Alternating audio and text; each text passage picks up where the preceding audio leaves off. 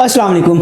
ये हैं वो तीन चीज़ें जिसकी वजह से एमडी कैट क्रैक नहीं हो पाता और ये तीन उनके सोल्यूशन हैं ताकि आप 2025 के एमडी कैट को अच्छे से क्रैक कर सको। सबसे पहले लेक्चर में जो मेन पॉइंट आपने याद रखना है ना वो ये है, एफएससी और एमडी कैट के लेक्चर्स में ना ज़मीन आसमान का डिफरेंस है। वो क्या, एफएससी के लेक्चर्स आपको 2 साल तक मिलते हैं। 2 साल में एक सब्जेक्ट के आपको 250 लेक्चर्स मिलेंगे। उन 250 लेक्चर्स में से अगर कोई एक पॉइंट आपका मिस भी हो जाता है ना, इतनी कोई बड़ी बात नहीं है। लेकिन एमडी कैट में क्या है, टाइम शॉर्ट है, आपको एक सब्जेक्ट के सिर्फ 50 लेक्चर्स मिलते हैं किसी भी एकेडमी में।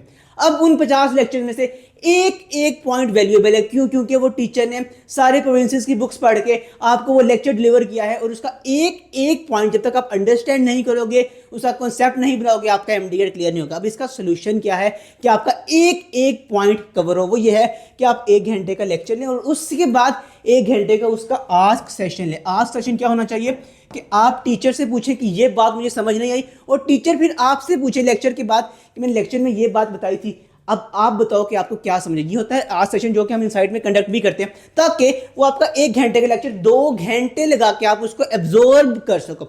उसके बाद आता है टेस्ट। आपने क्या किया, लेक्चर ले लिया, 1 घंटे का आज सेशन ले लिया, फिर आपने बुक से भी पढ़ा।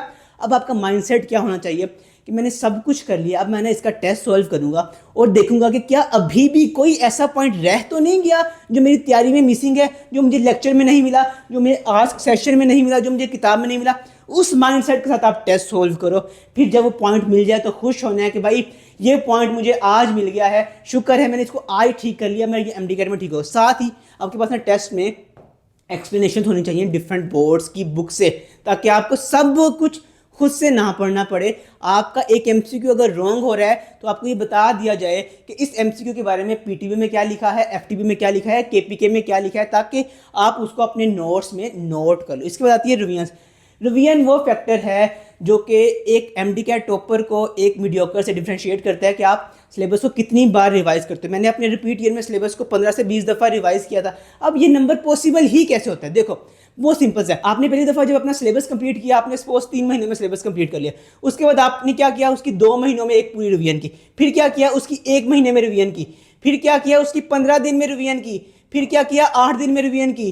फिर क्या किया, 5 दिन में रिवीजन की। फिर क्या किया, 3 दिन में रिवीजन की। अब आप हर 3 दिनों में एक रिवीजन कर रहे हैं, मतलब कि आपके 30 दिनों में 10 रिवीजन्स हो रही हैं। इस तरह आप अपनी रिवीजन्स का नंबर इंक्रीज करते हो। और इफेक्टिव रिवीजन्स का ये तरीका है आपकी इफेक्टिव रिवीजन्स का कि आप आहिस्ता आहिस्ता आपने टाइम कम किया। क्यों? क्योंकि आपको चीज़ें याद होती गई, अब जल्दी से आप चीज़ों को रिवाइज करो। तो इसका जो सोल्यूशन है वो है कि आपके पास एक राइट स्ट्रेटजी हो, आपके पास डेली कंसिस्टेंसी, डेली अकाउंटेबिलिटी हो, आपको पता हो कि अब मैंने सिलेबस तो पढ़ लिया है, अब मैंने उसको रिवाइज किस तरह से करना है, उसके टेस्ट अब किस तरह से सॉल्व करने हैं। तो ये वो 3 चीज़ें हैं। अगर आप इन 3 पे अच्छे से फोकस कर लो, आपके पास एक प्रॉपर स्ट्रेटजी हो, तो इंशाल्लाह आपका एमडी के 2025 ज़रूर क्रैक होगा। And wish you very best of luck. अल्लाह हाफिज़।